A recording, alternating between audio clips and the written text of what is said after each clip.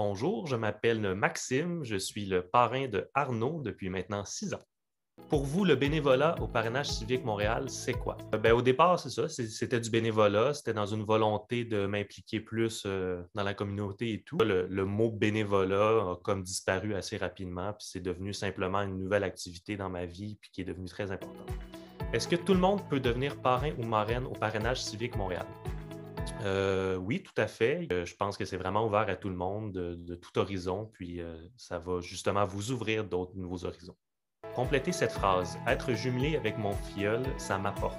Ça m'apporte de la joie. Arnaud me fait beaucoup rire. On a beaucoup de plaisir ensemble et tout. Ça m'a apporté aussi un peu de relativiser les problèmes de la vie courante, si je peux appeler ça comme ça, de participer autant dans des activités un à un avec mon filleul, mais dans les activités, admettons, comme la troupe de théâtre des super rigolos.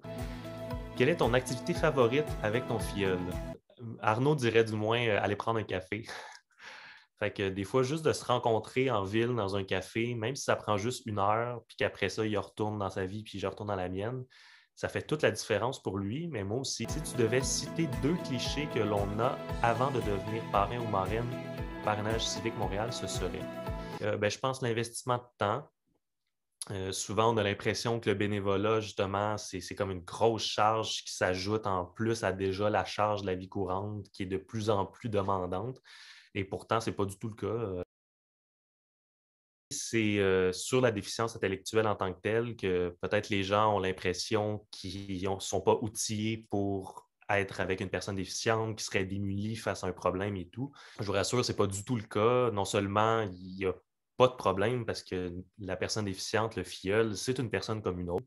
Puis, advenant, mettons, qu'il y aurait une situation un peu plus problématique ou d'affaires, les parrainages civiques qui sont là, c'est pas parce que tu as ton jumelage qu'après ça, ils disparaissent puis qu'on est lâché lousse un peu dans la jungle. On rencontre d'autres parrains marraines, fait qu'on peut aussi échanger avec les autres parrains marraines de leurs expériences, de peut-être des trucs qu'eux autres aussi ont eu.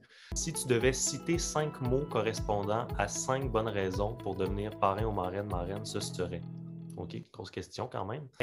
Empathie, plaisir, découverte, curiosité. Je vais tricher, je vais les mettre ensemble, mais chaleur humaine. Mais je vous incite fortement à vous inscrire à Parrainage civique. Si vous avez tout le temps un peu eu derrière la tête l'idée de faire du bénévolat, que non seulement ça prend pas beaucoup de votre temps, c'est pas demandant non plus en termes de charge et tout. Puis assez rapidement, vous allez vous retrouver avec simplement une amitié qui risque de changer votre vie. Moi, c'est ça, ça fait 6 ans maintenant que je suis avec Arnaud. Puis on compte plus les années.